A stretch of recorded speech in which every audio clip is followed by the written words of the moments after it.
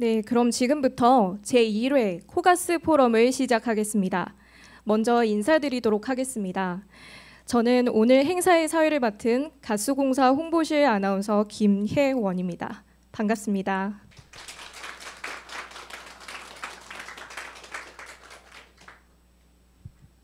네, 우선 오늘 이 뜻깊은 자리에 귀한 걸음해 주신 내빈 여러분께 감사 인사를 드립니다. 제1회 코가스 포럼은 가스 산업 인사이트의 창간을 기념하는 동시에 에너지 전환 시대 천연가스 역할에 대해 산학연 전문가분들이 모여 담론을 나누는 자리입니다. 이렇게 만물이 소생하는 봄의 코가스 포럼도 첫 발을 내딛게 됐는데요. 오늘 이 자리를 계기로 가스 산업에도 따뜻한 봄 기운이 이어지길 바랍니다. 그럼 이어서 오늘 행사에 대해 간단히 안내 드리겠습니다. 크게 1부와 2부로 나누어 진행될 건데요. 1부는 가스산업 인사이트 기고지별 창간을 기념하는 행사로 경과보고, 가스공사 사장님의 인사 말씀, 에너지경제연구원의 축사 순으로 진행되겠습니다. 이어서 2부에는 본격적인 포럼이 예정되어 있습니다. 포럼은 발제와 토론, 질의응답을 끝으로 행사를 마무리하겠습니다. 그럼 본격적인 1부 행사를 시작하겠습니다. 먼저 가스공사 김경식 경제경영연구소장님께 경과보고를 청해 듣도록 하겠습니다. 힘찬 박수로 환영해 주십시오.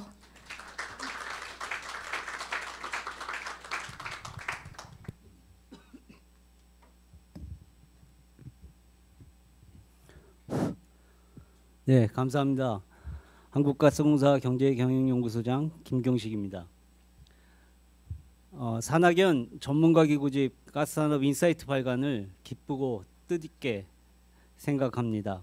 저희 연구소에서는 천연가스 산업의 미래와 다양한 현안 등에 관한 의견들의 교류 통로로서 가스산업 인사이트를 발간하게 되었습니다. 개간으로 발행하는 가스산업 인사이트는 3편 내외의 외부 전문가 논단과 함께 가스공사의 최근 소식으로 구성됩니다. 특히 업계, 학계, 연구기관의 다양한 전문가로 구성된 외부 논단 집필진과 현안들에 관한 여러 고견들을 공유함으로써 합리적인 정책 대안을 제시할 수 있는 자리를 마련하고자 코가스 포럼을 기획하게 됐습니다. 이후에도 한국가스산업 인사이트와 연계하여 발제와 토론 중심의 현안 논의를 정기적으로 추진할 계획입니다. 그 밖에 가스공사 임직원과 함께하는 집필진들의 강연과 발표회, 그리고 학계와의 공동 컨퍼런스 주최 등 다양하고 활발한 논의의 장을 지속적으로 마련토록 하겠습니다. 아무쪼록 오늘 이 자리가 더 큰 발전을 이룰 수 있도록 여러분들의 지속적인 관심과 협력 부탁드립니다. 감사합니다. 네, 감사합니다. 소장님의 말씀처럼 많은 분들의 수고와 관심 속에 오늘 이 자리를 마련할 수 있었다고 생각됩니다. 네, 다음으로는 가스공사 최연희 사장님의 인사 말씀이 있겠습니다. 사장님을 큰 박수로 환영해 주시길 바랍니다.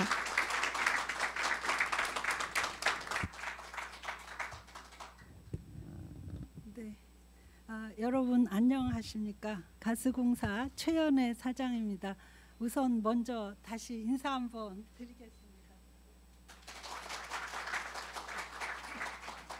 네, 오늘 그 제1회 코가스 포럼과 가스산업 인사이트 창간 기념회에 참석해 주신 가스산업 전문가 여러분, 내외 귀빈 여러분, 그리고 에너지 전문 언론인 여러분, 진심으로 반갑습니다.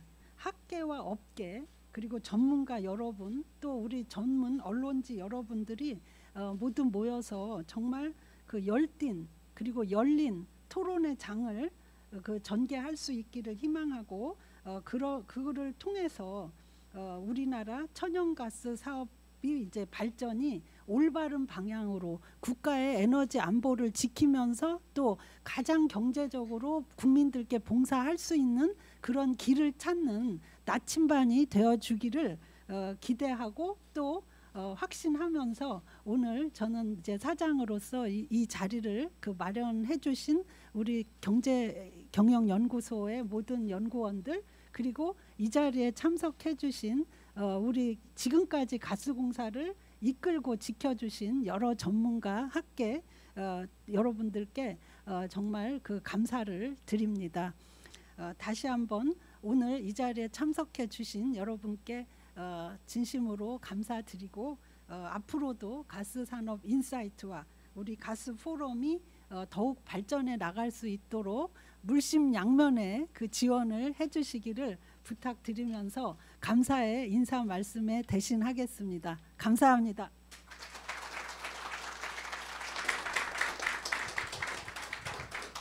네, 감사합니다. 사장님의 천연가스 산업 발전에 대한 기대와 의지의 말씀 잘 들었습니다. 마지막으로는 에너지경제연구원 정준환 본부장님의 축사가 있겠습니다. 김현재 원장님을 대신해서 본부장님께서 함께 해주셨는데요. 큰 박수로 환영해 주시길 바랍니다. 예, 방금 사회자께서 소개해 주셨던 것처럼 저희 원장님께서 오늘 꼭 참석하고 싶다고는 하셨었는데 해외 출장 일정이 겹치셔서 제가 원장님께서는 꼭 축사를 전달을 좀 했으면 좋겠다라고 말씀을 하셔서 제가 대신 원장님의 축사를 읽어드리도록 하겠습니다. 안녕하세요. 에너지경제연구원 원장 김현재입니다. 오늘 한국가스공사 가스산업 인사이트 발간을 축하하기 위해 기념식에 꼭 참석하려고 했지만 해외 출장 일정으로 인하여 참석하지 못한 것을 아쉽게 생각하면서 대신 서면으로 축하 인사를 보내드립니다. 가스산업 인사이트 발간과 관련해서 먼저 존경하는 최은혜 사장님과 발간을 위해 수고를 아끼지 않으신 한국가스공사 임직원 여러분께 축하와 감사의 인사를 드리고 싶습니다. 가스산업을 위한 새로운 논의의 장을 마련하는 작업은 많은 노력이 필요하지만 사실상 빛이 나지 않는 일인데 보이지 않는 곳에서 수고해 주신 여러분들께 다시 한번 진심으로 감사의 인사를 드립니다. 최근 글로벌 에너지 정책 및 시장 환경은 과거보다 더 복잡한 모습으로 전개되고 있습니다. 기후위기 대응을 위한 탄소 중립 이행 노력이 가속화되고 있으며 저탄소 에너지 시스템으로 신속한 전환이 요구되고 있습니다. 또한 러시아 우크라이나 전쟁, 미중 패권 전쟁 등으로 글로벌 에너지 공급망이 재편되면서 전통 에너지원을 중심으로 에너지 안보에 대한 우려도 높아지고 있습니다.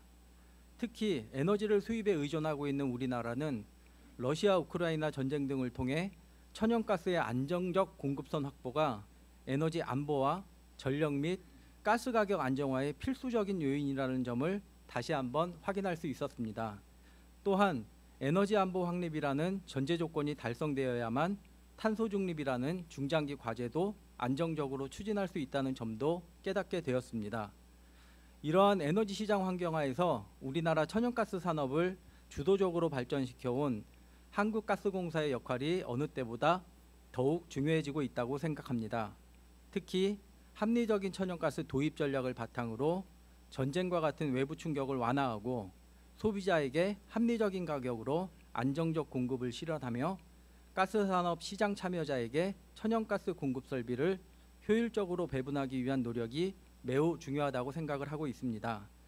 이번 한국가스공사의 가스산업 인사이트 발간을 통해 국민 생활과 직결되는 에너지 원인 천연가스의 위상을 정립하고 에너지 전환기에 가교 에너지로서 천연가스의 중요한 역할에 대해 전문가들을 넘어서 일반 국민들의 이해를 넓히고 공감대를 형성할 수 있는 좋은 계기가 되기를 희망합니다. 한국가스공사 가스산업 인사이트 발간을 진심으로 축하드리며 존경하는 최은혜 사장님 이하 수고해 주신 임직원 여러분들께 다시 한번 감사와 축하의 말씀을 전하겠습니다. 감사합니다. 에너지경제연구원 원장 김현재. 네, 감사합니다. 본부장님의 축하와 격려의 말씀 잘 들었습니다. 네, 지금부터 2부 행사인 코가스 포럼을 시작하겠습니다. 2부는 에너지 전환 시대 천연가스 역할을 주제로 발제, 토론, 그리고 질의응답 순으로 진행될 예정입니다. 그럼 발제부터 진행하도록 하겠습니다. 첫 번째 발제자이신 단국대학교 경제학과 조홍종 교수님을 연단으로 모시겠습니다. 환영의 박수 부탁드립니다.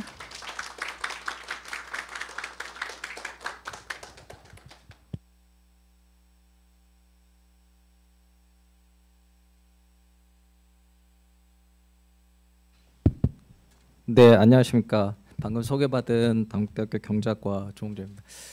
오늘 이렇게 제1회 코가스 포럼 그리고 가스 인사이트에 제가 글을 쓰고 발제할 수 있게 된 걸 매우 영광스럽게 생각합니다. 그리고 우리 최은혜 사장님과 경제경영연구소 김경식 소장님, 그리고 이 자리를 마련하기에 도움을 주신 많은 임직원 여러분께도 심심한 감사의 말씀을 드립니다.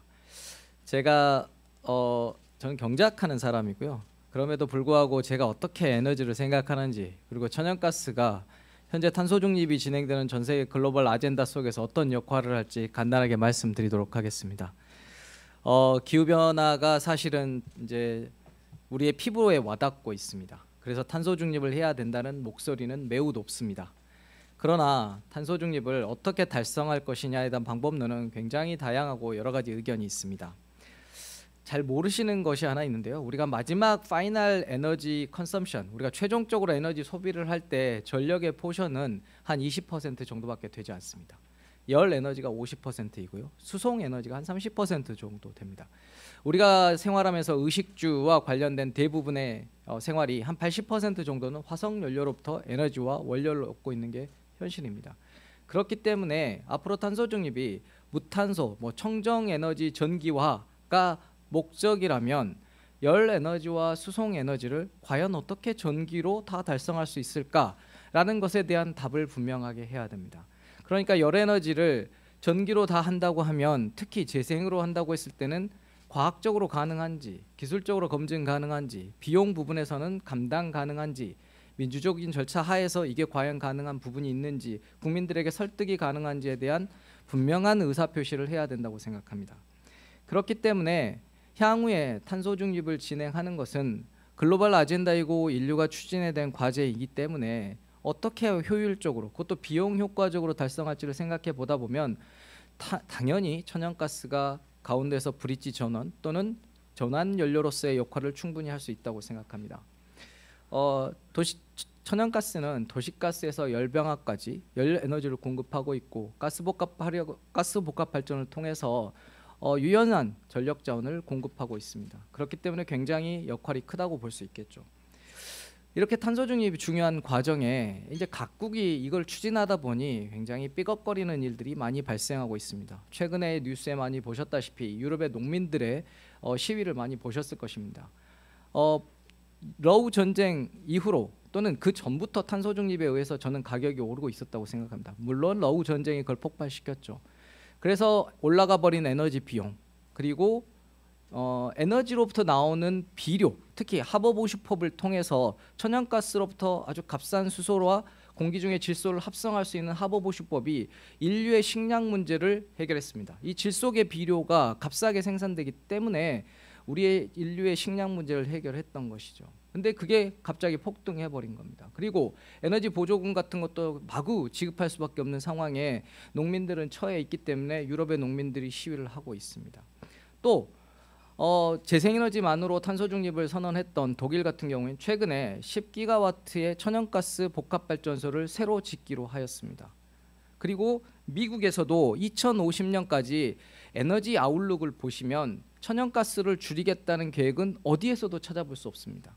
그리고 2050년이 되었을 때 미국은 천연가스 발전이 거의 50%를 담당하게 됩니다. 재생에너지가 늘면 늘수록 그 변동성을 맞춰 줄 수 있는 원천적인 발전소는 가스복합이 가장 24시간 돌 수 있으며 효율적이며 저렴한 에너지원이 되기 때문입니다. 그리고 최근에 미국의 SEC, 미국의 증권위원회가 ESG 기준을 발표했습니다. 그 과정에 스코프 3를 아예 빼버렸습니다. 그리고 스코프 1, 2는 하향 기준을 조정했습니다. 이렇게까지 현실적이지, 그러니까 ESG를 추진하는 게 굉장히 많은 비용 증가를 일으키기 때문에 그와 관련된 비용 인하가 기업들에게 필요하다라는 수준에서 공시 기준을 바꾸고 있는데, 우리나라는 그거보다 훨씬 강력하고 더 비싼 비용을 달성하라고 요구하고 있는 수준입니다. 그리고 최근에 이제 러시아로 들어가는 PNG가 완전히 막혔기 때문에 유럽은 FSRU를 통하여 LNG를 공급받으려고 노력하고 있고, 유럽에 있는 거의 모든 국가들이 지금 천연가스에 목을 매는 상황이 되고 있습니다. 결국 현실적인 탄소 중립, 에너지 전환을 위해서는 천연가스가 아주 중요한 역할을 할 수밖에 없다는 것입니다. 제가 앞에서 간단히 설명드렸지만 우리가 탄소 중립을 진행하려고 한다, 에너지 전환을 하려고 한다, 그러면 세 가지 원칙이 전 꼭 필요하다고 봅니다. 첫 번째, 과학적이어야 됩니다. 기술적으로 검증이 되었느냐, 특히 연력학 1, 2, 3법칙을 위배하면서 되는 에너지 전환은 있을 수 없습니다. 그것은 사기입니다. 그렇기 때문에 우리가 말하는 열 에너지를 전기로 전환하는 과정이 얼마나 비용이 많이 들 것이며 기술적으로 과연 가능한지를 검증할 때까지 천천히 속도 조절을 해야 된다. 그리고 두 번째, 경제적이어야 합니다. 수요 공급은 가격 메커니즘에 의해서 시장에서 조절되어야 하고, 그와 관련된 여러 가지 투자와 기술했던 분들에게는 BC 분석을 통한 편익이 비용보다 높을 때에만 진행해야 합니다. 그럼에도 불구하고 지금 진행되고 있는 모든 기술적인 요건들, 그리고 과감한 투자 행위들은 그런 일들이 과연 제대로 이루어지고 있는지 의문스럽습니다. 세 번째는 민주적 절차입니다. 앞에 두 개도 중요하지만 앞으로 시민들에게 굉장히 많은 에너지 비용을 부담시켜야 되는데, 그와 관련된 재원 마련 그리고 비용 부담 분배에 대한 사회적 합의가 과연 있었는가를 묻고 싶습니다. 그렇기 때문에 천연가스가 그 세 가지를 충족하면서 갈 수 있는 현재의 유일한 기술이자 가장 유능한 기술이라고 저는 생각하고 있습니다.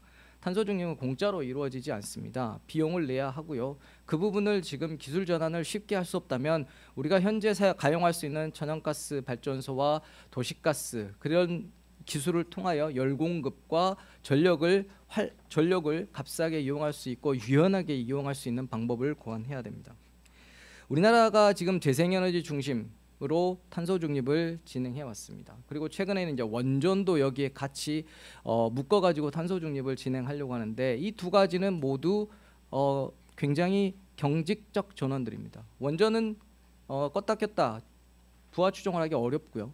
태양광과 풍력은 엄청나게 많은 가능성과 변동성으로 시장을 왜곡할 것입니다. 그럼 이 두 가지를 가지고 탄소 중립을 달성하려고 하면 둘 다 무탄소이긴 하지만 쉽지 않을 것입니다. 중간에 전력 시스템을 운영하고 유연한 자원들이 없으면 이 과정을 넘어갈 수 없습니다. 유럽에 그 재생에너지가 들어오고 그 유연성을 누가 맞춰주냐를 보면 대부분이 수력이거나 천연가스 발전소입니다. 근데 우리는 수력이 없기 때문에, 충분치 않기 때문에 어쩔 수 없이 천연가스의 활용성을 높일 수밖에 없을 것이다. 그 부분에 전력 부분의 천연가스의 역할은 앞으로도 지속적으로 중요할 것이라고 생각합니다.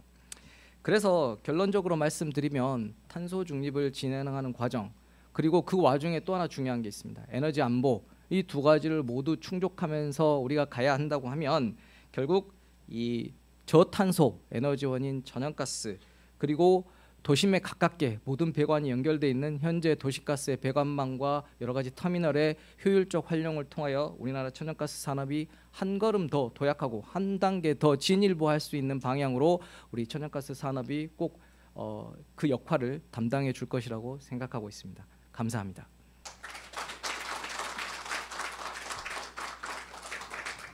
네, 발표 감사합니다.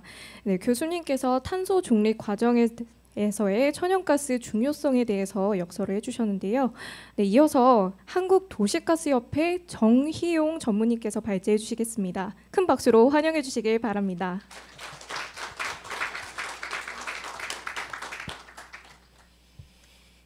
네, 방금 소개받은 한국도시가스협회 정용입니다. 오늘 공사 담당함에도 불구하고 많은 분들이 참석해 주셨네요. 이때 망자는 굉장히 바쁠 망자입니다. 사실은 아마 잘 될 겁니다.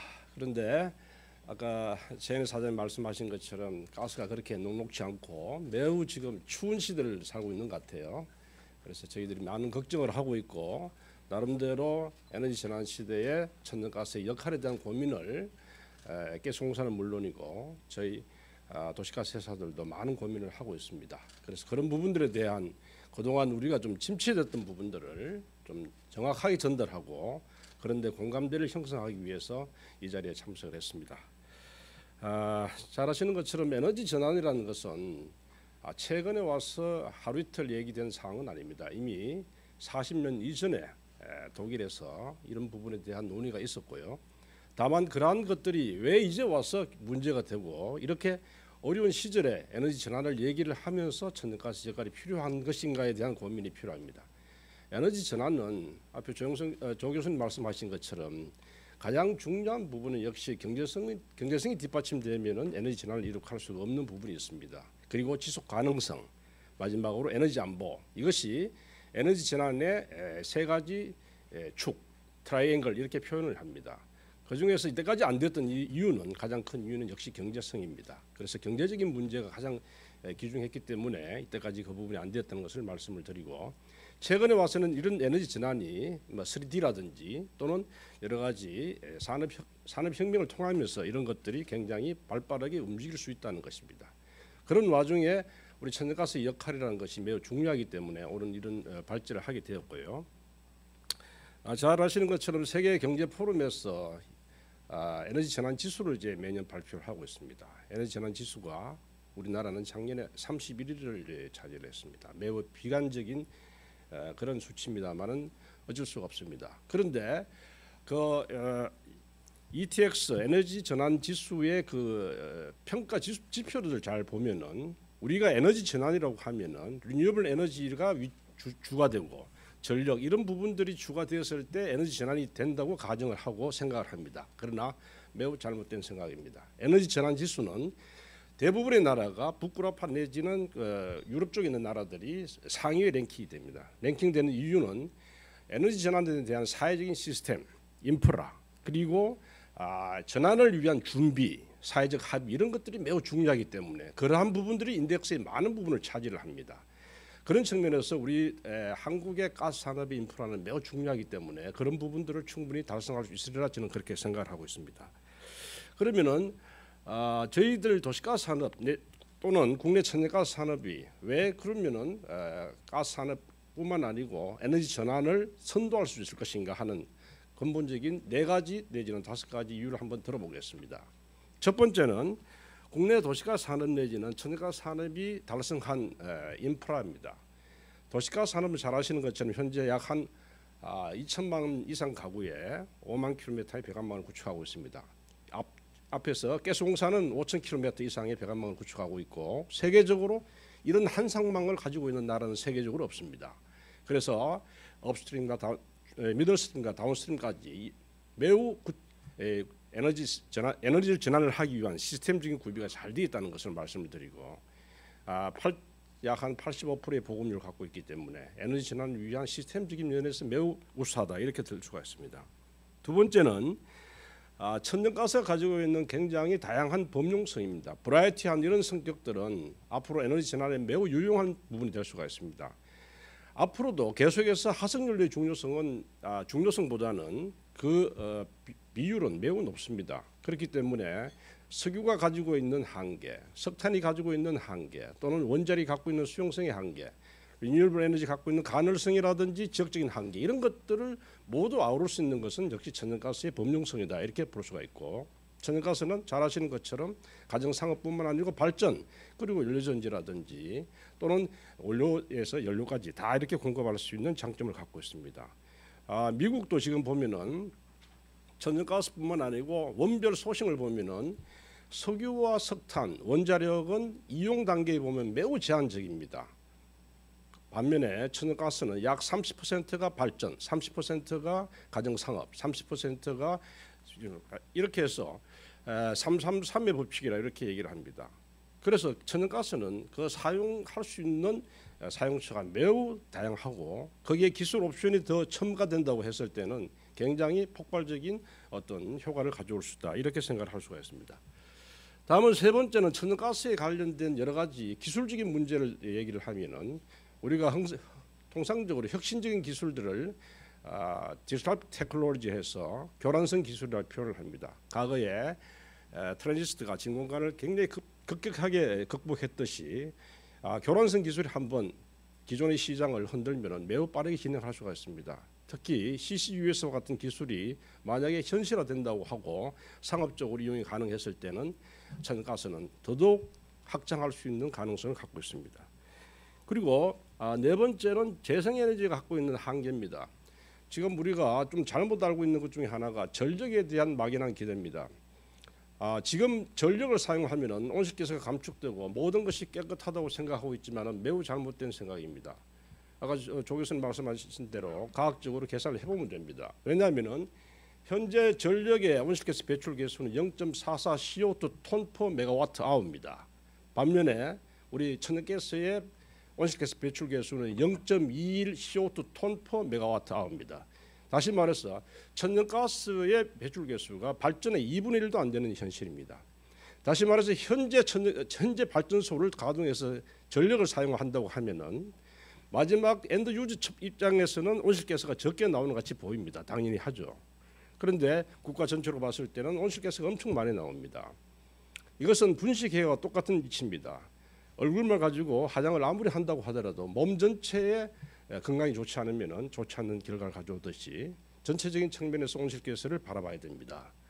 그래서 이것을 시뮬레이션을 해보면은 지금 현재 전력의 배출 개수가 전력의 여러 가지 그 옵션들이 다시 말해서 투입되는 에너지가 재생에너지를 많이 투입하고 하면은 현재 0.44 CO2 톤 per 메가와트 아워가 점진적으로 2050년대까지 0으로 가정할 수가 있습니다. 그러면 여기에는 재생에너지 비율이 엄청 들어가야 됩니다. 현재 약 8%에 불과한 재생에너지 비율을 여기에 2030년도까지 한 30% 이상, 35% 정도 이렇게 투입을 한다고 하면은 2035년도에 가서 천연가스의 배출 개수 0.2와 거의 같은 수준에 도달합니다. 다시 말해서 천연가스는 그 지금부터 아무런 노력과 기술적인 옵션을 선택하지 않고 그냥 간다고 했을 때 2035년도에 가더라도 0.2를 유지하는 반면 발전은 지금부터 계속해서 재생에너지 비율을 엄청나게 투입을 해야 2035년도에 가서 배출 개수가 0.2로 낮추어져서 천연가스와 같은 균형을 이룬다 이런 얘기입니다. 그러면은 우리 참석해 주신 모든 분들 전문가니까 잘 아시지 않겠습니까? 재생에너지 비율을 30년까지 35%까지 과연 올릴 수 있겠습니까? 물론 노력하면 되겠지만은 매우 어려운 수치입니다. 그렇기 때문에 천연가스의 청정성 이런 부분은 우리가 굉장히 가소평가되어 있다는 것을 말씀을 드립니다. 또 비관한 예로 건물 같은 경우도 똑같습니다. 오늘 여기 지금 전력이 굉장히 많이 들어가고 있지 않습니까? 전력을 가지고 통상적으로 온실가스 배출 개수를 이제 낮추려고 하면은 전기를 올 전기화를 하면 된다고 매우 강조를 합니다. 매우 잘못된 생각입니다. 건물의 온실가스 배출은 에너지를 이용하는 단계가 중요한 것이 아닙니다. 건물을 설계하는 설계, 시공, 운영, 폐기 이 네 단계 전 사이클을 봐야 됩니다. 그래서 건물의 온실가스를 달성하려고 하면은 천연가스 난방을 전기 난방으로 한다는 것이 아니고 설계부터 스마트한 건물을 짓고 거기에 시공을 해서 스마트한 기자재를 사용하고 운영 단계에서 절약을 하면서 나중에 마지막 단계에서는 폐기물을 최소화시켜야 온실가스가 줄어들 수 있습니다. 그런데 단순히 건물의 온실가스를 줄인다고 전력을 사용한다고 하는 것은 바보 같은 짓입니다. 그래서 이런 것을 봤을 때 단순하게 천연가스 내지는 재생에너지 이런 단순한 사고에서는 벗어나야 됩니다. 왜냐? 과학적으로 증명이 돼야 됩니다. 그래서 천연가스 자체가 온실가스를 배출한다는 이런 개념이 아니고 국가 전체적인 측면에서 온실가스 배출에 대한 배출 경로를 정확하게 계산해보고 거기에 합당한 에너지원을 적절하게 사용하는 것이 합리적이라고 생각을 합니다. 그래서 앞에 말씀드린 대로 천연가스의 가장 중요한 장점은 다양한 전환 옵션이 있다는 얘기입니다. 앞에 말씀드린 대로 CCUS도 그렇고 우리 천연가스 배관망 기존 배관망을 활용하면서 수소를 나중에 공급한다고 하더라도 기존 배관망을 사장화시키지 않고 새로운 에너지원을 공급해 나갈 수 있다. 또 여기에 지금 가스공사도 관심이 있고 저희들도 관심이 많은 일본의 메타네이션 굉장히 기술적으로 어렵지만은 언젠가는 달성할 수 있을 생각이 됩니다. 일본이 거기에 올인을 하고 있습니다. 그러한 기술들이 천연가스와 결합되었을 때는 매우 유용한 에너지 전환을 촉진시킬 수 있을 것이다. 저희는 이렇게 생각을 합니다. 그래서 앞에 말씀드린 대로 에너지 전환이라는 것은 리뉴어블 에너지다. 이런 아주 뭐랄까요, 편협된 어떤 등식에서 이제 벗어나야 됩니다. 과학적으로 생각하고 합리적으로 생각해서 앞에 말씀드린 에너지 전환의 트라이앵글, 에너지 전환의 트라이앵글은 역시 경제성, 지속 가능성, 에너지 안보입니다. 이 세 가지를 달성할 수 있는 것은 천연가스가 될 것이다. 저는 이렇게 강조하고 오늘 발표를 마치도록 하겠습니다. 감사합니다. 네, 전문님 감사합니다. 에너지 전환 시대에 천연가스가 왜 중요한 에너지가 될 수밖에 없는지 느낄 수 있었던 발표였습니다. 네, 그럼 마지막 발제자분을 모시겠습니다. 에너아이디어 김희집 대표님을 힘찬 박수로 맞아주시길 바랍니다.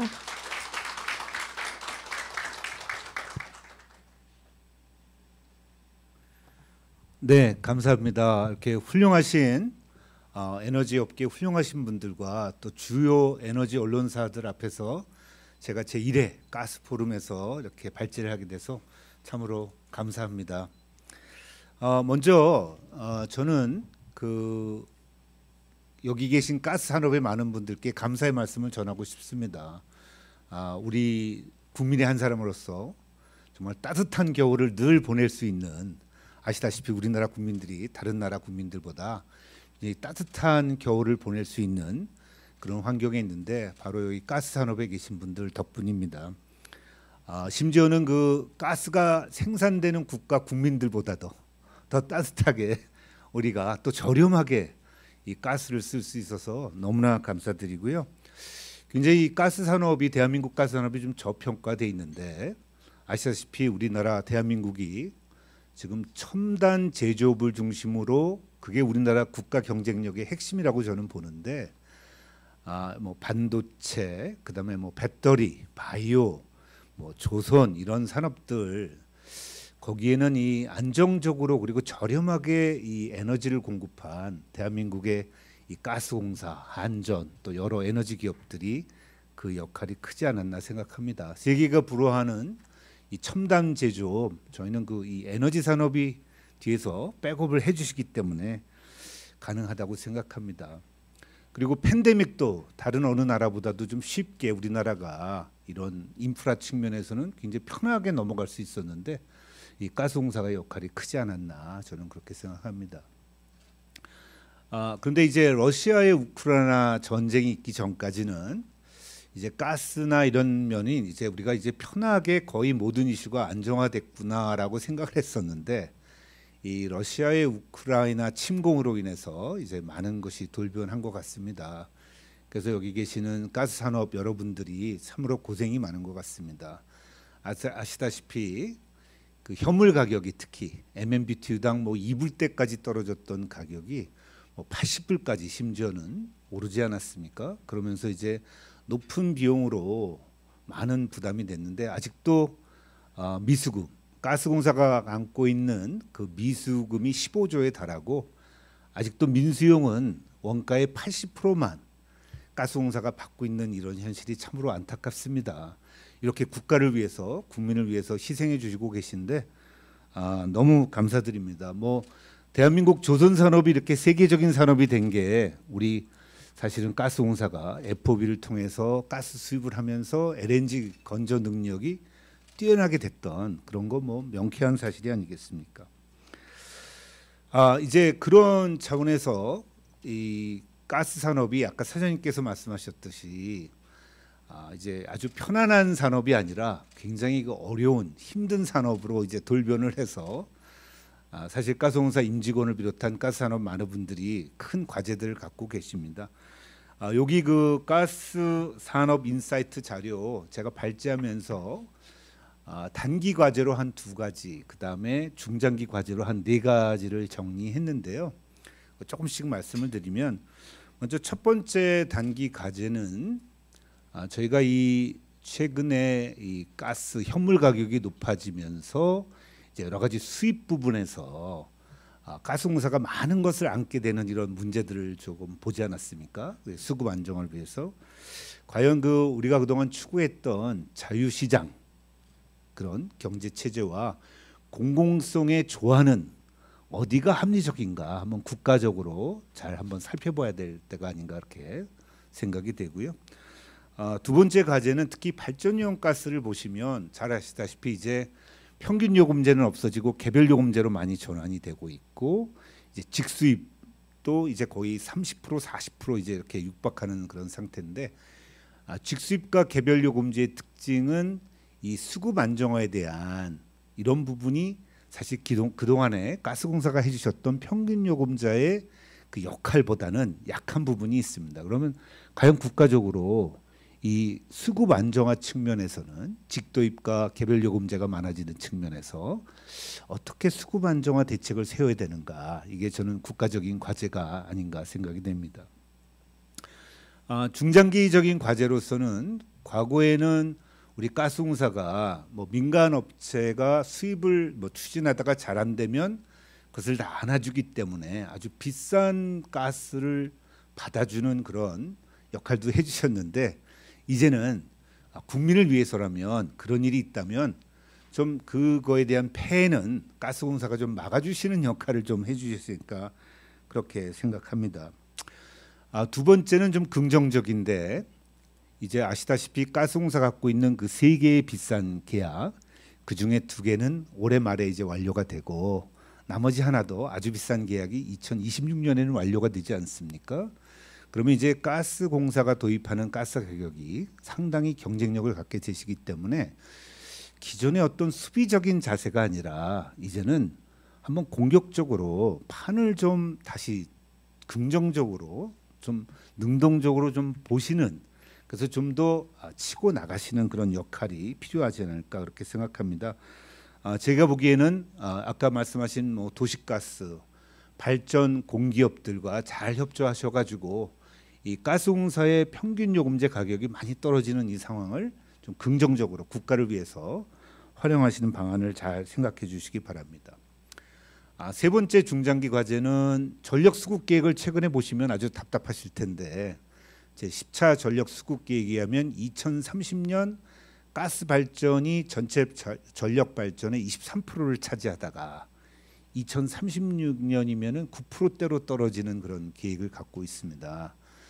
하지만 이것은 원자력과 이제 재생에너지가 잘 우리 계획대로 갔을 때 대비인데, 제가 보기에 아까 많은 분이 말씀해 주셨지만 가스는 이 백업용 전원으로서 발전용으로서 상당히 큰 역할을 갖고 있지 않겠습니까? 계획대로 안 됐을 경우는 결국 가스가 다 부담을 해야 되지 않겠습니까? 그러기 위해서는 저는 가스공사는 이제 좀 백업 플랜을 좀 더 갖고 계셔야 되고, 또 백업 플랜을 충분히 갖고 계시다 보면은 사실 좀 더 많이 장기 계약을 하실 수도 있는데, 그러기 위해서는 저는 좀 트레이딩을 할 수 있는, 좀 더 물량을 어떻게 우리가 정확히 예측하겠습니까? 물량을 좀 더 쌀 때 더 많이 샀더라도 남는 물량은 세계 시장에서 점점 커지는 이 트레이딩 시장에서 우리가 소화할 수 있는 그 역량을 갖도록 하는 것이 저는 앞으로 우리나라 대한민국 가스 산업계가 가야 될 방향 중에 하나가 아닌 게 그렇게 생각합니다.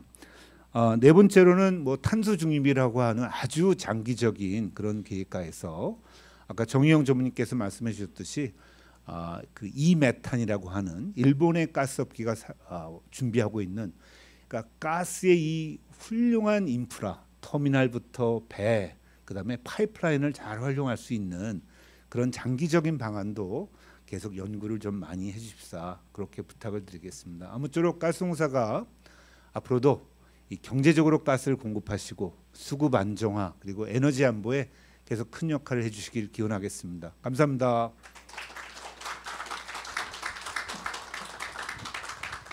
네, 대표님 감사합니다. 대표님께서 국내 천연가스 산업이 해결해 나가야 할 도전 과제들을 제안해 주셨습니다. 네, 이상으로 이렇게 세 분이 발제를 해주셨는데요. 이렇게 발제해 주신 주제들을 바탕으로 토론을 시작하도록 하겠습니다. 그럼 발제자분들과 토론자분들을 모두 무대로 모시겠습니다. 네, 그럼 먼저 오늘 토론의 좌장님을 소개해 드리겠습니다. 홍익대학교 상경대학 김수희 교수님을 큰 박수로 환영해 주시길 바랍니다. 네, 이어서 함께해 주실 토론자분들을 소개하겠습니다. 이화여자대학교 김윤경 교수님 자리하셨습니다. 서울과학종합대학원대학교 김현진 교수님 함께해 주셨습니다. 네, 법무법인 태평양 박진표 변호사님 함께해 주셨습니다. 인천대학교 강희찬 교수님 자리하셨습니다. 네, 그럼 저는 토론에서부터는 좌장님이신 김수희 교수님께 잠시 마이크를 넘겨드리고 나중에 뵙도록 하겠습니다. 감사합니다. 예, 안녕하십니까. 방금 소개를 받은 홍익대학교 상경학부에 재직하고 있는 김수희 교수라고 합니다. 앞에서 발표해 주신 세 분의 발제자의 발표 잘 들었습니다. 조홍준 교수님은 탄소 중립 과정에서 천연가스의 중요성에 대해서 말씀해 주셨고, 정의용 도시가스협회 전무이사님께서는 에너지 전환에서 도시가스 산업의 역할에 대해서 상세히 설명해 주셨습니다. 그리고 마지막으로 김희집 에너아이디어 대표께서는 대한민국 천연가스 산업의 도전 과제라는 주제 하에 그 역할을 6가지 정도 장단기로 나누어서 제시해 주셨습니다.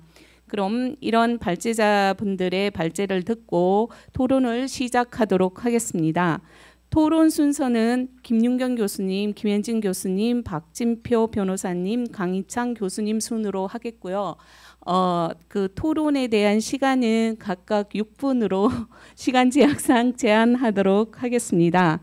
그러면 첫 번째 그 토론으로 김윤경 교수님 말씀을 듣도록 하겠습니다. 그 전에 김윤경 교수님께서는 현재 전력거래소의 비상임 이사님이시고 해외 개발진흥재단의 이사를 역임하고 계십니다. 그럼 말씀 듣겠습니다. 네, 감사합니다. 저 소개받은 이화여대 김윤경입니다. 그 이제 세 분 발표는 뭐 다들 이미 들으셨지만 사실 이제 토론자들에게는 기고문을 일단 배포를 해주셨습니다. 그래서 이제 그 배포된 기고문을 보고 이제 몇 가지 말씀을 좀 드리고 싶은데요. 우선 조 교수님 발표의 경우에 사실 제가 가장 마음속에 와닿았던 내용은 탄소 중립의 원칙이 있어야 된다는 말씀이셨어요. 이제 저희가 보통 어떤 정책이나 이런 걸 수행을 할 때 그 정책을 이제 평가를 하는 기준이 한 7가지 정도가 있는데 그 중에 한 가지로 이제 효율성이라는 게 있고, 그다음에 기술 진보를 할 수 있는지 아닌지, 그리고 그 사회가 갖고 있는 어떤 도덕적인 기준하고 맞는지, 그다음에 수용성은 있는지, 이제 이런 것들을 고려를 하는데, 이제 말씀해주신 것들이 대부분 효율성과 그다음에 수용성 부분에서 굉장히 부합을 하고 있습니다. 사실 어찌 보면 저희가 탄소 중립이라는 게 전 세계가 하고 있고 우리도 해야 되고라는 측면에서 약간 끌려가는 측면이 없지 않아 있는데, 그런 걸 함에 있어서 어떤 기준을 명쾌하게 세우고, 특히 이제 국민들에게 이런 내용들이 다 이해가 됐는지, 그리고 그거에 의해서 발생하는 비용을 충분히 부담할 수 있는지 부분에 대한 공감대 내지는 수용, 인지, 이런 부분이 같이 돼야 된다는 부분에 대해서 저도 굉장히 동의를 하고요. 이런 이야기가 조금 더 미리 좀 이루어졌었으면 굉장히 좋았겠다라는 생각도 했습니다. 그리고 두 번째, 이제 전무님께서 발표해 주신 내용에서는 사실 이제 또 이 부분에서도 제가 굉장히 와닿았던 게 어떤 그런 편협한 명제에 휘둘리지 말자라는 말씀이 사실 굉장히 와닿았어요. 그리고 저도 사실 이제 굉장히 자주 드리는 말씀이긴 하지만, 에너지원에 대해서 어떤 하나를 가지고 모든 걸 다 해결하려고 하는 게 아니라 각각 에너지원들은 보완성도 있고 대체성도 있기 때문에 그 특징들을 잘 살리면서 저희가 해야 결국에는 우리가 가지고 있는 거를 최소로 쓰면서 최대의 성과를 올릴 수 있는 상황을 만들 수가 있거든요. 그래서 그런 측면을 고려를 하면 특정한 에너지원에 모든 것을 다 거는 게 아니라 에너지원이 갖고 있는 장단점을 조금 더 고려하는 측면이 필요하지 않나라는 생각이 들었습니다. 그리고 이제 마지막 대표님께서 해주신 발표의 경우에는 이제 산업의 발전 방향에 대해서 이제 말씀을 해주셨다고 생각이 되는데, 일반적으로 시장에 참여자가 늘어나면 늘어날수록 이제 효율성이 커진다고 알려져 있지만, 그 참여자들 간의 경쟁을 어떻게 유도를 하고 참여자들의 역할을 어떻게 나눠주고 어떻게 운영하고 하는 방식에서의 정부의 역할이 굉장히 중요하다고 생각이 듭니다. 그래서 단순히 시장만 열어놓는 게 아니라, 그리고 그 시장이 잘 굴러가는지 참여자들이 어떻게 행동을 하는지를 관리 감독하고 모니터링하는 작업도 병행해서 중요하다는 생각이 들었고요. 이제 세 분이 모두 다 공통해서 말씀하신 게 이제 결국엔 에너지 안보였습니다. 근데 이제 저희가 경제성하고 에너지 안보를 한꺼번에 달성할 수 있다라는 생각을 자꾸 많이들 하고 계시거든요. 근데 경제성하고 에너지 안보는 결국에 상충 관계지 두 개를 한꺼번에 달성할 수는 없습니다. 그래서 뭘 하나 달성을 하려면 뭘 하나 포기를 해야 되는데 저희가 여태까지의 경험치를 보면 항상 모든 걸 다 요구당하는, 그래서 이것도 안 되고 저것도 안 되는 상황을 만들지 않았었나라는 반성을 좀 하게 됐고요. 그래서 에너지 원들이 서로 갖고 있는 장단점을 조금 더 감안을 하고 에너지 원 간의 서로 대체성하고 보완성을 저희가 좀 고민을 하면서 효율적인 구성을 어떻게 해야 되느냐 부분에서 천연가스의 역할을 조금 더 부각하는 게 필요하지 않을까라는 생각이 들었습니다. 그리고 제가 이제 좀 전에 저기 좌장께서도 소개를 해주셨지만 제가 해외자원개발협회, 그러니까 해외자원개발진흥재단의 이사를 맡고 있어서 드리는 말씀은 결코 아니고요. 가스공사가 해외자원개발 사업을 굉장히 잘하시거든요. 그러니까 아마 관련된 부서에서 근무를 하시는 분들은 더더군다나 잘 아시겠지만 사실 많은 사업에서 성공을 하셨어요. 그 특히 E나 그러니까 N이나 이런 데하고 같이 하시는 작업에서도 사업에서도 성공률이 좋고, 그리고 뭐 오만 LNG나 이런 데서도 설비에 투자를 하셨지만 굉장히 성공적으로 사업을 해서 우리나라 에너지 안보에 굉장히 기여를 하고 계시거든요. 잘하는 게 뭔지를 좀 찾아서 그걸 좀 더 열심히 잘해주셨으면 좋지 않겠는가라는 생각을 하고 있습니다. 물론 그동안에 이제 이 자원개발이라는 단어를 들으시면 이제 알러지 반응을 일으키시는 분들도 많고, 그리고 불편해하시는 분들도 굉장히 많은데 그럼에도 불구하고 할 때가 됐다는 거죠. 이제 그동안에 정리를 좀 하셨으니 이제는 다시 엔진을 붙여서 나가서 좀 사업도 하시고, 그리고 이제 정부에서 좀 많은 게 막혀 있기는 하지만 조금 더 적극적으로 얘기를 하셔서 사업을 하고 사업 지분도 확보하시고 하는 작업을 하셔서 조금 더 우리나라 에너지 안보에 기여를 많이 해주시는 게 가스공사라는 공기업이 하실 수 있는 역할이 아닐까라고 생각하면서 제 말씀을 마치겠습니다. 감사합니다. 네, 김윤경 교수님께서는 탄소 중립과 그다음에 여러 가지 에너지 안보를 추진하는 과정에서 이 가스, 그러니까 뭐 신재생이나 다른 에너지원뿐만 아니라 이 가스 산업의 중요성에 대해서 다시 한번 확인해 주셨고요. 그다음에 해외 자원 개발에서 가스공사의 역할이 중요하다는 점에 대해서 굉장히 강조해 주셨습니다. 그러면 그다음 토론자로 넘어가도록 하겠습니다. 예, 김현진 교수님께서는 현재 서울과학종합대학원에 재직하고 계시고 삼성경제연구소 그다음에 가스공사 비상임 이사를 역임하셨습니다. 그리고 녹색성장위원회의 어드바이저로서 역할을 지금까지 해오고 계십니다. 그러면 토론을 듣도록 하겠습니다. 예, 안녕하세요. 방금 소개받은 김현진입니다. 세 분 발제 잘 들었고요. 먼저 첫 번째 탄소 중립 과정에서 천연가스의 중요성에 대해서 말씀해주신 조홍정 교수님부터 좀 말씀을 드리면은, 먼저 이 탄소 중립이라는 게 얼마나 현실적으로 어려운지에 대해서 말씀을 해주셨고, 근데 이 어려움을 극복하기 위해서는 결국 이걸 추진하는 과정에 있어서 원칙이 있어야 한다. 그 원칙은 과학적 원칙, 그리고 경제적 원칙, 그리고 이 부담을 과연 누가 다질 것인가라는 것을 포함한 이 민주적 원칙, 이 세 가지를 짚어주셨어요. 그리고 이 원칙에 입각해 볼 때 이 탄소 중립의 이행에 있어서 얼마나 이 천연가스라는 에너지원이 중요하고도 많은 역할을 할 수 있는지에 대해서 말씀을 해주셨습니다. 정말 이 탄소 중립이라는 이 용어만 들어도요, 상당히 말도 많고 또 탈도 많습니다. 그럼에도 불구하고 이게 중요한 것은 거스를 수 없는 흐름이다라는 거죠. 그래서 방법론에서의 어떤 차이는 있을지 모르겠지만 우리한테 지금 선택할 수 있는 거는 결국은 탄소 중립을 향한 에너지 전환만이 정말 살 길이 되고 있다라는 겁니다. 그리고 그 길에서 꽃피울 수밖에 없는 이 탈탄소 기술과 이 산업에 투자하는 것, 이게 우리가 선택해야 될 길인데, 다만 조홍정 교수님께서도 잘 짚어주셨듯이 이 탄소 중립으로 가는 그 길이 정말 탄탄대로도 아니고요, 꽃길도 아니고, 또 이게 뭐 지금 정책적 역행도 일어나고 있지만 이렇게 멈춰가거나 돌아가는 어떤 조정기랑 반등기를 거칠 수밖에 없다는 것을 우리가 정말 인식할 필요가 있고, 또 하나는 그런 에너지 대전환을 이루기 위해서는 막대한 선행 투자가 필요한데 그 투자의 과실을 향유할 때까지는 정말 적지 않은 시간이 필요하기 때문에 그 기간을 어떻게 버틸 수 있을 것인가라는 이런 재정적 여력도 상당히 필요합니다. 따라서 저는 우리가 이 에너지 대전환의 어떤 길목에 서서 가장 경계해야 될 점은 우리가 다리를 건너긴 건너야 되는데 그 건너갈 다리까지 불살라서는 안 된다는 거죠. 저는 그 건너갈 다리가 바로 이 천연가스라고 생각을 하고요. 그래서 이런 우리가 건너갈 다리에 대한 전략, 이게 이행기에 우리가 어떤 에너지원을 취해야 될 것인가, 어떠한 기술을 취해야 될 것인가, 이게 우리의 선택 기준이 되어야 한다는 것을 좀 강조해서 말씀을 드리고 싶고요. 그래서 이런 관점에서 탄소 중립의 연착륙을 위해서는 무엇보다도 이 천연가스의 역할과 중요성은 더욱 강조되어야 될 것이다 라는 말씀을 우선 드리고 싶습니다.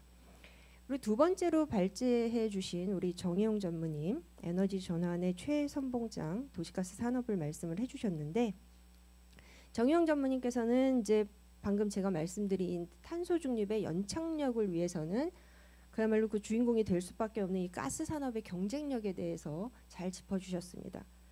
이 네 가지로 말씀을 해주셨는데, 에너지 전환을 대비할 수 있는 능력, 그리고 천연가스가 지닌 그 확장성, 그리고 기술 혁신과의 이 시너지, 그 다음에 이 재생에너지랑 전전화의 한계를 극복할 수 있는 그 잠재력에 대해서 이제 말씀을 해주셨어요.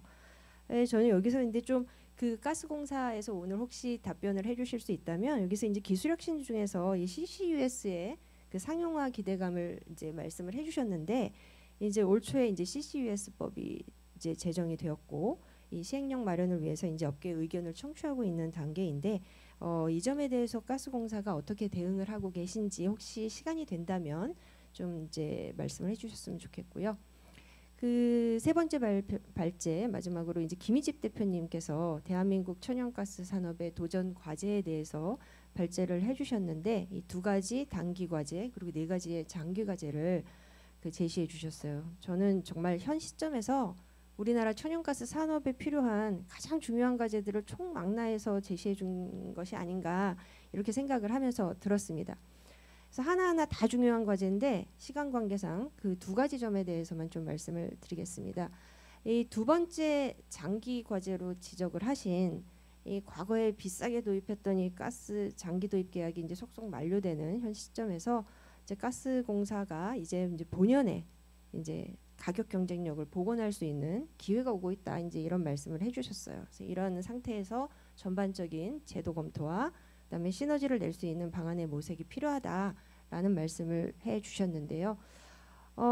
이 점은 저는 우리 가스 산업의 발전에 그리고 공사의 경쟁력을 위해서 무엇보다도 중요한 과제로 저도 생각을 하는데, 뭐 이제까지 뭐 사실 그상 뭐 가스공사에 쏟아졌던 그런 좀 비판적인 여론을 잠재울 수도 있고, 그 다음에 어떤 시장과의 적극적인 커뮤니케이션을 통해서 이 상장 회사로서 이 주주가치 제고에도 힘쓸 수 있는 이런 기회를 마련해야 되는 현 시점에서 참 가스공사한테 중요한 과제가 아닌가 이런 생각을 합니다. 그리고 이 세 번째로 지적하신 이 백업 플랜의 중요성, 그리고 이제 국제 가스 트레이딩 시장에서 더 많은 부가가치를 창출할 수 있다라는 점도 아주 잘 지적을 해주셨는데, 이 부분에 대해서도 가스공사가 혹시 준비하고 계신 그런 게 있으시면 좀 그 오늘 좀 홍보를 해주시면 감사할 것 같고요. 제 마지막 말씀은 참 이 그 안정적이고 또 경제성을 또 충족할 수 있는 이런 가스의 도입, 이게 우리 가스공사가 안고 있는 가장 큰 과제고 또 우리 국가적 과제인데, 이런 가스 도입과 또 인프라를 최적화하는 이런 분야에서 앞으로 좀 상징성 있는 민관 협력 사례를 우리 또 가스공사가 좀 잘 만들어 주셨으면 좋겠다. 이것이 우리 가스 산업의 발전에 상당히 큰 도약의 계기가 될 것이다라는 것을 제가 마지막으로 말씀을 드리면서 제 발언을 모두 마치도록 하겠습니다. 경청해 주셔서 감사합니다. 네, 김현진 교수님께서는 다각적인 부분에 대해서 언급을 해주셨는데요. 탄소 중립 과정에서 그 과학적인 그리고 경제적인 부담에 대해서 말씀을 해주셨고 가스 산업의 경제적인 부담에 대해서 말씀해주셨고, 그다음에 CCS 상용화와 관련해서 가스공사의 역할, 그다음에 장기 도입 계약과 관련해서 앞으로의 경제성 확보 등에 대해서 좋은 말씀을 해주셨습니다. 그러면 다음으로는 박진표 법무부인 태평양 변호사님의 고견을 듣도록 하겠는데요. 박진표 변호사님은 전력, 가스 및 에너지 분야 규제 계약 투자에 관해서 다방면으로 자문을 해온 전문가이십니다. 그럼 토론을 듣도록 하겠습니다. 예, 안녕하십니까, 박진표 변호사입니다. 오늘 아주 소중한 가스산업 인사이트 창간호 기념 토론 자리에 초대해 주셔서 너무 감사드립니다. 사실 이 가스 산업의 중요성이 지금 뭐 에너지 전환을 계기로 막 이렇게 감소되는 거 아니냐는 것도 있지만, 다양한 많은 전문가들이 사실은 또 반대되는 생각도 가지고 있는 것 같습니다. 이런 부분에서 많은 토론이 있었고, 또 거기에 이제 제가 또 코멘트할 수 있는 기회를 주셔서 감사드립니다. 지금 앞에 이제 발제자분들하고 토론자분들이 이미 너무 정리한 말씀들을 많이 해주셔가지고 사실 뭐 덧붙일 말씀이 사실은 없습니다. 사실은 똑같은 말씀이지만, 근데 또 뭐 한 번 더 강조하는 의미에서 좀 말씀을 드리겠습니다. 근데 제가 마침 이제 오늘 정리한 걸 가지고 보는데, 이제 이게 2023년 한국가스공사 지속 가능 경영 보고서라는 게 있었고, 거기에 ESG를 또 중심으로 또 정리가 되어 있더라고요. 이제 보통 그렇게 되어 있습니다만은, 그래서 약간 거기서 조금 뭐 인사이트라고 해나 그걸 얻어가지고 조금 약간 ESG를 각색해서 조금 아까 동일한 내용을 조금 말씀드릴 수 있도록 하겠습니다. 사실 이란 게 이제 우리 인바이러먼트로 보시고 이제 에너지 전환 이슈를 많이 하셨지만, 사실 그거와 연관되는 또 하나의 의미는 일렉트리시티, 이제 전력 산업과의 관계도 중요한 것 같습니다. 사실 에너지 전환도 이제 전력 산업에서 유래된 부분들 때문에 이제 우리가 논의하는 거고, 그런 부분에서 이제 보면 이제 에너지 전환이란 전원 믹스에 대한 부분도 있고, 또 한편으로 우리가 또 전력 산업에 유심히 보셔야 될 부분은 전력 개통, 전력 시장의 변화 부분이 있는 것 같습니다. 뭐 에너지 전환 계속 이야기가 나왔기 때문에 전력 개통 부분이 사실은 전력의 어떤 발전소의 가동률에 굉장히 큰 영향을 미치는 게 이제 현실화되어 있고요. 동해안 권역에 있는 뭐 석탄 발전소 같은 건 거의 지금 가동 중지에 가까운 상태로 보입니다. 그리고 전력 시장도 전력 거래소가 중심이 돼 가지고 뭐 실시간 시장을 도입한다든지 그런 부분들에서 이제 영향을 미치고 있고, 그거에 따라서 이제 재생에너지가 됐든 LNG가 됐든 뭐가 됐든 굉장히 큰 영향을 미치고 있습니다. 사실 LNG 발전소 같은 경우에도 제가 한 몇 년 전에 이제 죄송합니다. 그 어디 공기업에 가가지고 공기업에 가서 이제 걱정하시는 어떻게 LNG 발전 투자를 해야 되냐 많이 고민을 하시더라고요. 이제 그런 부분에서 이제 어떻게 하면 될 거냐. 사실은 에너지 전환이 될 것 같기도 하고 안 될 것 같기도 하고 이런 부분에 고민을 많이 하셨는데, 결국 이런 부분들에서 전력 산업에서 안정적인 에너지 투자를 위해서는 PPA 같은 걸 좀 도입해야 한다. 외국에서 다 PPA를 통해서 한다. 이런 말씀을 드린 적이 있습니다. 그런 부분에서 이제 어떻게 보면 우리 수요자 창출 과정에서 이제 가스공사하고 협업이 필요해서 어떤 가스 연료 거역과 이제 PPA 같은 걸 뭐 세트로 한다든지, 그래서 정부에 대한 건의가 필요하지 않을까, 그런 전력 산업 관점에서 의견을 드렸고요. 또 한편에 S인데 소셜이라고 하는데 시큐리티 관점인 것 같습니다. 이제 소셜은 사실 뭐 시큐리티 관점은 계속 이야기가 나왔습니다만은, 저는 이제 그 과거에 이제 그 KDI 쪽으로 이제 모잠비크 LNG사 프로젝트에 대해서 이제 의견을 드린 적이 있었는데, 그 예타할 때 의견을 드린 적이 있었는데, 그때 사실 굉장히 모잠비크 LNG 할 때 열심히 하시더라고요. 가스공사분들이 처음에는 조금 안 좋게 나왔는데, 그걸 이제 또 결국 다 뒤집으시고 열심히 하셔가지고 그 정도 이제 정성을 했고, 이런 노력들이 이제 합쳐져서 이제 에너지 위기 상황에서 큰 역할을 했다고 생각됩니다. 그래서 이제 아까 이제 에너지 안보와 이제 해외 자원 개발의 중요성에 이야기가 나왔는데, 그 부분에서 시큐리티 역할도 중요하고 생각하고요. 또 한편으로 이제 수급 관리 이런 부분들, 물량 이런 부분들을 한다든지 이런 부분들에서 우리가 이제 조금 물론 이제 재생 에너지 전환 과정에서 불투명성이 있습니다만은 뭐 그 과정에서 이제 길이 탄탄하고 탄탄하지 않기 때문에 가스공사 역할이 중요할 것 같습니다. 그리고 이제 G 부분인데 이제 가버넌스인데요. 뭐 우리 가버넌스는 사실은 이제 우리 공기업이기 때문에 가버먼트의 관계가 중요한 것 같습니다. 사실은 에너지 공기업으로서 자체적인 가버넌스만 따질 수는 없고, 정부와의 관계를 어떻게 구축할 거냐.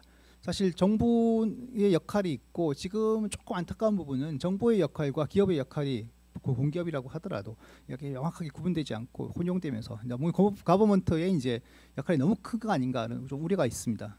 특히 이제 에너지 요금, 뭐 전기 요금도 그렇고 우리 가스 요금도 그렇고 너무 조금 아무리 이제 국민들의 어떤 그런 어떤 생계나 이런 부분들 산업 부분에 대해 영향을 고려 안 할 수는 없습니다만은 조금 좀 정도가 너무 나간 거 아닌가 하는 우려가 있습니다. 사실 전문가로서 에너지 전문가들 사이에서요.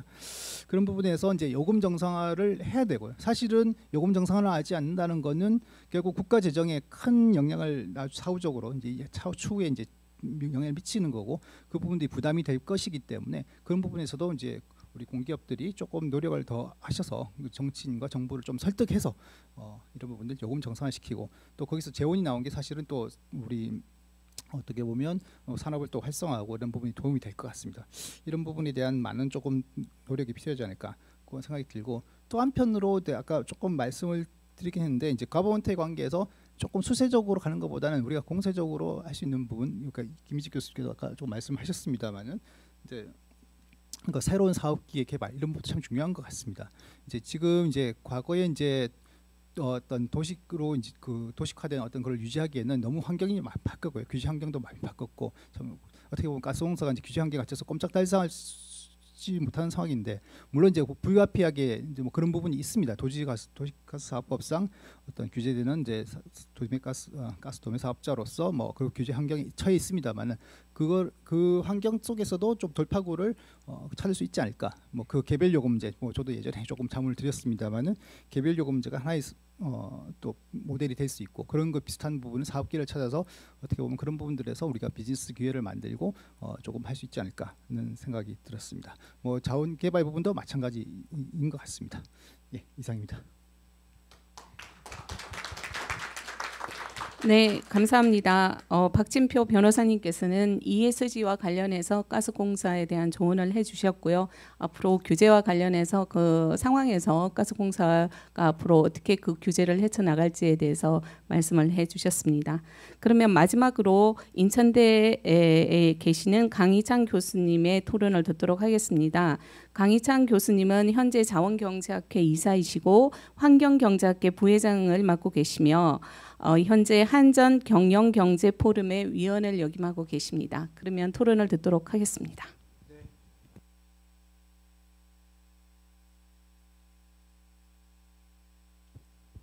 네, 방금 소개받은 인천대 강희찬입니다. 맨 마지막에 하는 건 좀 부담스럽습니다. 우리 김수희 좌장님께서 저랑 친하다는 이유로 한번 살아남으라 이런 의미로 마지막에 두신 것 같은데 앞에서 다 말씀하셨기 때문에 그 아직 말씀하지 않았던 부분만 한번 잘 얘기해서 살아남아 보도록 하겠습니다. 앞에서 되게 좋은 말씀 많이 해주셨고 또 오늘 또 토론자 세 분께서 뭐 말씀하셨던 부분들 뭐 제가 평소에 생각하신 부분이라고 거의 일치하는 부분들이 있었던 것 같습니다. 그래서 조금은 곧 앞에서 얘기하지 안 된 약간 위기 부분하고 약간 기회 부분 중심으로 좀 말씀을 드려보도록 하겠습니다. 잘 아시다시피 지금 국내외적으로 천연가스 관련된 상황이 시장이 녹록지 않습니다. 잘 아시다시피 국내적으로는 직도인 물량이 계속 이제 확대되고 있고 해외적으로는 지금 여러 가지 이런 리스크들이 확대되는 그런 상황이라고 볼 수가 있죠. 근데 이제 중요한 거는 이러한 과정 속에서 그러면 그 가스공사는 전력을 제대로 설정하고 있는지 점검을 해봐야 될 것 같습니다. 특히 이제 많이 문제가 되고 있는 뭐 공공 비축량 감소의 문제라든지 또 터미널 사용 허가로 인한 어떤 품질 문제라든지 또는 인입량의 적절성 문제라든지 가스공사 도입 물량 감소로 인해서 재정 악화의 문제라든지 또 이에 어떤 해소 방안을 찾기 위한 어떤 신사업이 존재하는지 그리고 그걸 위한 조직이 있는지 또는 지금 개별 요금제 같은 걸가 지금 지속 가능할 수 있을지의 문제라든지 또 이 전력 분야에서 천연가스가 어느 정도까지 서바이벌할 수 있는지에 대한 어떤 그거에 대한 예측치라든지 이런 것들을 지금 사실 굉장히 탄탄하게 연구하고 준비를 해놓지 않으면 나중에 괜찮을 거야 뭐 천연가스 중요하니까 이렇게 그냥 공세적으로 수세적으로 가다가 굉장히 좀 문제가 되지 않을까 이런 생각을 좀 해볼 수밖에 없습니다. 사실 그래서 민간 발전 사업자의 직도인 물량이 증가하는 상황은 사실은 뭐 관련 규정이나 이런 걸로 막을 수 있는 사항은 더 이상 아닌 것 같습니다. 그래서 그 지금 이러한 그 시장의 경쟁이 증가하는 상황 속에서 공공의 수입 물량에 책임지는 가스공사 역할을 어떻게 재정립할 수 있는지를 점검하는 게 더 나은 선택일 텐데, 아까 그리고 이제 트레이딩 얘기를 이제 김희집 이제 대표님께서 말씀하셨는데, 저는 굉장히 중요한 또 다른 신사업 영역이 필요하다고 봅니다. 그래서 그 트레이딩에서도 저는 사실 최근에 어떤 IMO의 규제와도 관련돼 있긴 하지만 이 선박 LNG 관련된 벙커링 사업 같은 것들도 지금 여러 민간 기업들에서 지금 준비하고 있지만, 이런 것들을 또 우리 가스공사에서도 같이 좀 생각하면서 그것이 신사업인 동시에 저는 국내 천연가스를 안정적으로 도입할 수 있는 또 다른 어떤 대안의 하나로고, 트레이딩 속에서 그 비축 물량을 우리로 이제 국내적으로도 공급할 수 있는 안정적으로 그런 이제 가능성이라고 보고 있고요. 그다음에 이제 잘 아시다시피 지금 민간 발전 사업자, 심지어는 뭐 한전에서조차, 한전이나 아니면 그 가스 그 사업하시는 분들이 뭐 자체적인 가스 인수지를 뭐 건설하겠다 이런 얘기들도 하고, 그 가운데서 뭐 이거를 뭐 막겠다 이거보다는 사실 이걸 통해서 어떤 새로운 신사업을 좀 찾는 것도 어떨까 생각을 해봅니다. 무슨 얘기냐면, 그걸 하는 과정에서 분명히 어떤 안전의 문제, 건설과 운영에서의 안전의 문제가 이제 도래할 수밖에 없는데, 그런 안전 문제를 가스공사의 어떤 신사업 영역 쪽으로 좀 한번 고민해보고 이제 투자와 적합한 인력 재배치가 좀 필요하지 않을까 이런 생각이 들고요. 그다음에 이제 당연히 가스공사는 지금 현재도 다양한 이제 어떤 수입지 다변화를 노력하고 있는 것으로 알고 있고 굉장히 잘하고 있습니다. 그런데 이제 그와 관련해서 이제 조금 이제 한 가지 말씀드리고 싶은 거는, 트레이딩을 정말 전문적으로 할 수 있는 그런 이제 전문 인력을 많이 좀 더 채용을 하고, 그들을 바탕으로 좀 이런 선물 거래까지도 가능한 그런 것도 했으면 좋겠고요. 이런 다변화의 노력은 정말 드러나든 또 드러나지 않는 방식으로 여러 가지로 우리가 함께 노력하는 게 필요하지 않을까 이런 생각도 같이 해봅니다. 이상입니다. 감사합니다. 네, 강희찬 교수님께서는 그 민간 LNG 도입업자와의 어떤 관계 설정, 그리고 트레이딩과 벙커링의 중요성에 대해서 말씀해 주셨습니다. 그러면 한 5분 정도 남았으니까요. 저희 발표해 주신 분들 이 토론 과정에서 나온 질문이나 아니면 부분에 대해서 코멘트 있으실 것 같았어요. 각각 한 1분씩 답변을 해 주시기 바랍니다. 자, 그러면 처음 발표해 주신 조홍종 교수님부터 시작하도록 하겠습니다. 저한테 무슨 질문이 있었는지 딱히 잘 모르겠는데, 저는 그냥 제가 하고 싶은 말 한마디만 더 말씀드리겠습니다. 탄소 중립, 에너지 전환 다 좋습니다. 근데 국민들한테 한번 물어봐야 됩니다. 이 재생에너지 중심으로 재생에너지가 지리적 한계를 극복하기 위해서는 송배전망을 천문학적으로 투자해야 되고, 현재도 지금 남해안에 있는 재생에너지는 올라오지 못합니다. 그런데 이거를 가지고 지금 탄소중립을 진행하겠다고 하고, 그다음에 이제 여기다가 이제 원전도 엄청나게 이제 같이, 이번에 아직 결과는 안 나왔습니다. 나오면 두 가지 다 경직적인 전원들이기 때문에 중간에 유연성 자원이 저는 굉장히 많이 필요하다고 생각합니다. 그렇기 때문에 천연가스의 역할은 중요할 것이고, 그다음에 간헐적인 이 자원들을 대비하기 위해서는 ESS를 천문학적으로 돈을 투자하고 다른 백업 전원을 또 달아야 되고, 이 많은 비용과 불합리하고 비효율적인 전력 설계 시스템을 과연 이대로 가져갈 것인지에 대한 답변, 저희가 이제 연구자들도 많은 의견을 제시하고, 뭐 업계에서도 특히 가스공사의 역할도 이 부분에서 굉장히 중요하다는 걸 전 역사라고 보고 싶습니다. 감사합니다.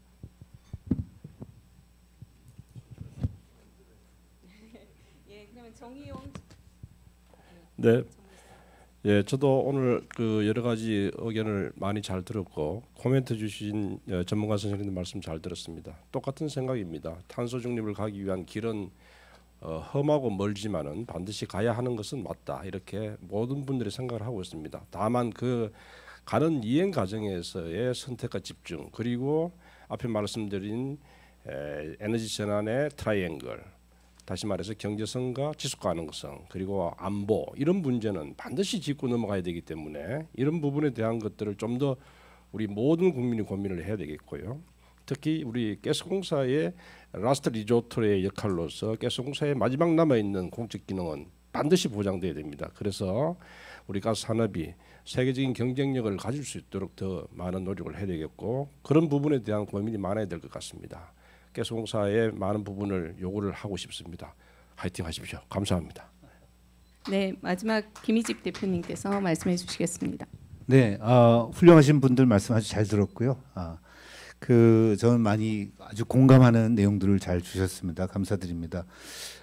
제가 3주 전에 이제 휴스턴에서 열렸던 그 세라 위크라는 에너지 그 컨퍼런스를 다녀왔는데 거기서도 역시 그 대한민국 가스 산업의 경쟁력 그 역할 많이 느낄 수 있었습니다. 근데 마지막으로 말씀드리고 싶은 것은 이제 가스 공사가 특히 그 앞으로는 그동안 수비적인 수세적인 입장이었는데 저는 이제 중장기 가스 계약도 아주 잘 이제 하시고 계시고 특히 요새 개별 요금제에서 굉장히 선전도 하고 계시고 여러 가지 그 큰 역할들도 하시는데 아마 판을 바꿀 수 있는 그런 기회 좀 능동적이고 적극적으로 피해 의식에서 좀 벗어나셔서 좀 그런 것들을 잘 구상하셔가지고 정말 세계적인 기업 저는 충분히 그 역량이 있으시다고 믿거든요. 꼭 그렇게 되시길 기원하겠습니다. 감사합니다.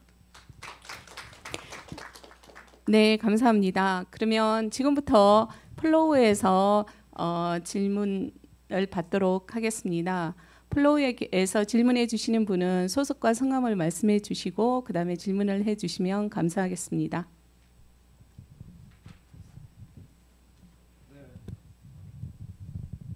네, 저는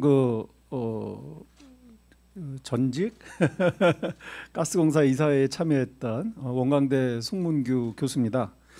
먼저 제가 가스공사 이사회에 참여하면서 우리 가스공사 전 임직원이 열심히 노력함에도 불구하고 이 공공성이라는 대중의 관심이 많다 보니까 여러 가지 오해로서 좀 안타까운 마음이 많았는데 오늘 이러한 제1회 코가스 포럼을 통해서 그런 오해를 해소할 수 있는 그런 기회장도 마련이 된 것 같고 또 무엇보다도 우리 가스공사가 공기업으로서 약간의 그 경직성이나 정체성의 타파가 필요한데 그런 면에서 이런 여러 외부의 전문가들을 모시고 좋은 의견을 수집할 수 있는 오픈 이노베이션의 장을 마련해 주신 것 같아서 우리 코가스와 특히 우리 사장님께 감사의 말씀을 드립니다. 먼저 탄소 중립하고 에너지 전환에서 그 천연가스의 중요성은 너무 잘 말씀해 주셨고 제가 더 덧붙일 말이 없고요. 또 우리 천연가스 산업에 있어서 당면 과제에 대해서도 우리 김희집 대표님이 잘 정리를 해주신 것 같습니다. 근데 제가 그 가스공사 이사에 참여하는 동안에 제일 안타까웠던 게 그 미수급 문제 아닙니까? 제일 이제 우리가 아쉬우면서도 오해도 받고 해결책을 찾기도 어려웠는데 그것을 해결하기 위해서는 아무래도 그 전기나 가스 요금의 원가 연동제 이것이 결국은 추진이 돼야 되고 그 중간 단계라고 할 수 있을까? 또 병행해서 할 수 있는 게 우리 김희집 대표님께서도 말씀하신 적이 있더라고요. 그 원가 기반의 지역 차등제 요금, 지역별 생산 원가가 다르기 때문에 수도권에서 더 비싸게 요금을 내고 지역에서는 상대적으로 낮은 요금을 함으로 인해서 전 국토의 균형 발전에도 기여할 수 있다는 좋은 취지가 있기 때문에 우리가 그런 것을 통해서 또 가스공사 입장에서는 미수급 문제를 해결할 수 있는 요금의 경직성을 어느 정도 유연화시킬 수 있는 아이디어가 아닐까 이런 생각을 해봤습니다. 그래서 그런 점들에 대해서도 앞으로 많이 관심을 가져주셨으면 하는 부탁을 드려봅니다. 네, 감사합니다. 네, 가스공사에 대해서 굉장히 좋은 말씀을 많이 해주신 것 같은데요. 이과 관련해서 답변은 가장 가까운 발제와 관련이 계신 김희집 대표님께서 한 1분 정도 말씀해 주시고 또 가스공사의 향후 역할이 굉장히 중요한 것 같아서 그 다음으로 사장님이 고견도 좀 들어야 될 것 같습니다. 자, 먼저 말씀해 주시죠. 자, 이제 말씀드릴 토픽이 완전히 소진돼가는 그런 상태인데 그 사장님께서 저는 지금 가스공사 최근에 정말 훌륭한 사장님뿐만 아니라 임원진도 아주 훌륭한 이 팀워크 임원진이 되신 것 같아서 아주 뭐 긍정적으로 생각하고 오늘 나오신 많은 분들이 좋은 과제를 얘기해 주셨는데 잘 좀 사장님 리더십 하에 많이 좀 잘 해주시길 기원하겠습니다. 부탁드리겠습니다. 그러면 사장님의 의견을 듣도록 하겠습니다.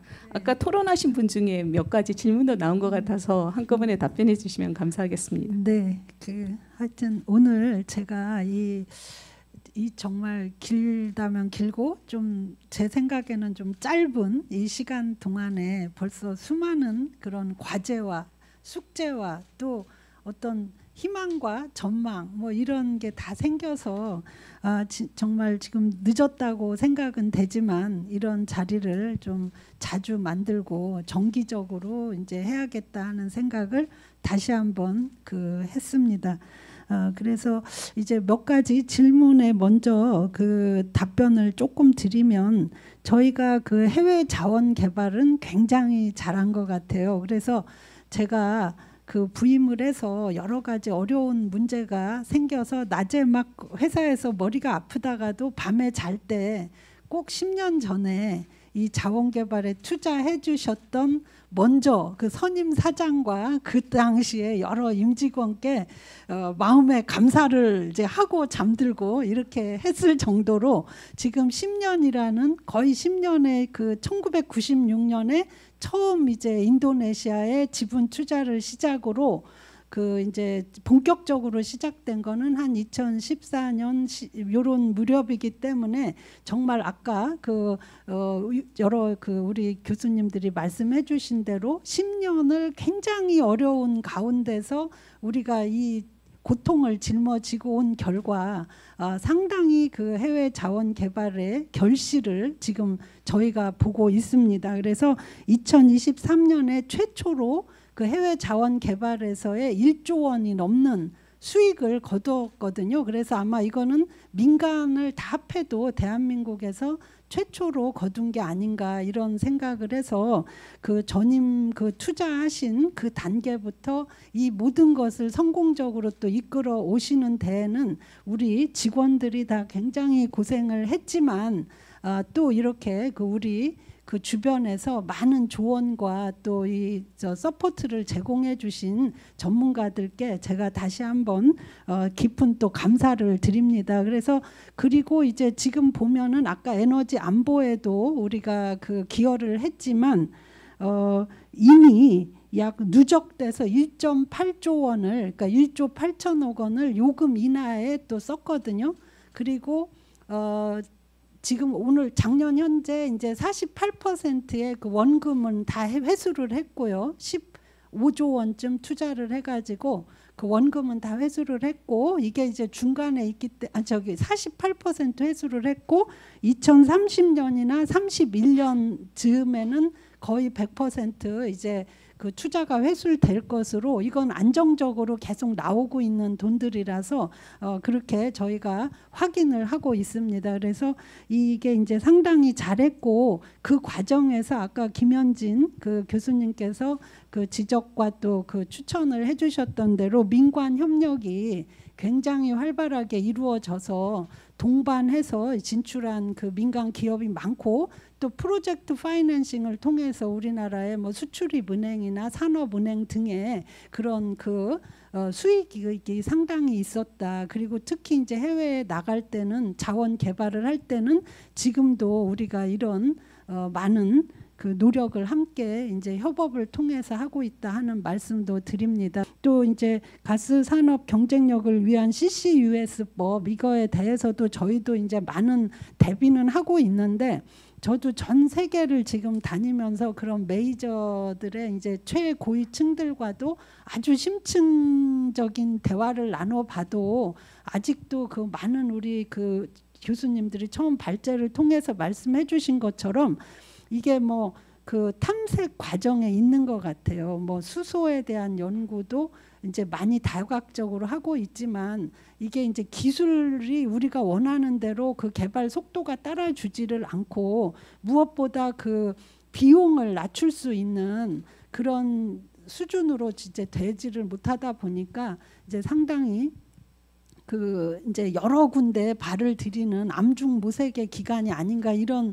그 느낌이 강하게 있어서 우리도 뭐 하나를 이제 놓쳐서는 안 되기 때문에 또 우리가 가스공사가 어찌 됐건 공기업이고 또 이만한 규모를 갖추고 있는 기업이기 때문에 이 분야에서 마중물 역할을 해야 된다.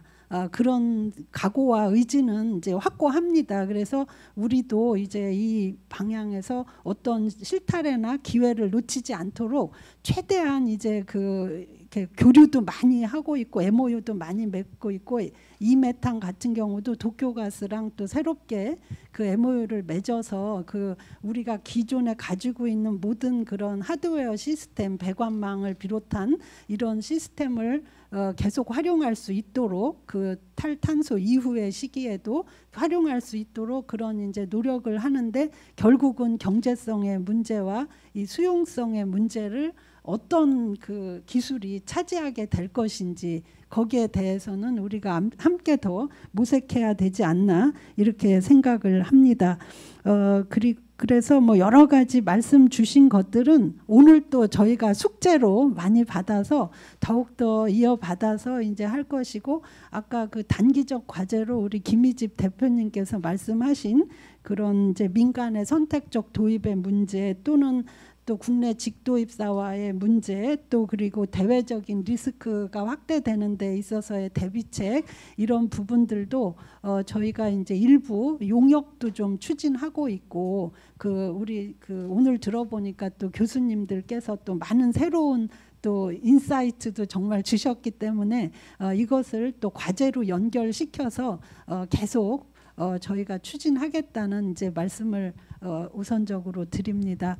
하여튼 저로서는 오늘 너무나 그 뜻깊은 시간이었고 모처럼 이런 시간에 제가 또 공부도 심층적으로 더 할 수 있어서 저 개인적으로도 아주 그 보람 있고 행복한 시간이었다 이런 말씀 또한 드립니다. 감사합니다. 네. 예, 감사합니다. 사장님의 답변까지 들었습니다. 예, 그러면 오늘 이렇게 발표해 주신 세 분 발표자님 그리고 토론에 참여해 주신 네 분 교수님 그다음에 변호사님 감사드리고요. 앞으로 이 에너지 전환과 에너지 안보라는 굉장히 중요한 화두는 뭐 가스공사 간의 문제가 아니고 우리나라 전체에 굉장히 중요한 문제라고 생각이 됩니다. 그래서 가스공사 입장에서는 공공기업 로서 공공성과 그다음에 그럼에도 불구하고 하나의 사업자로서 수익성 이 두 마리 토끼를 다 잡으면서 아주 지속 가능한 성장을 계속 해 나갈 수 있었으면 좋겠다는 말씀을 마지막으로 드리고 이 세미나를 마치도록 하겠습니다. 참석해 주신 여러분께 진성으로 감사드립니다. 이상 마치겠습니다.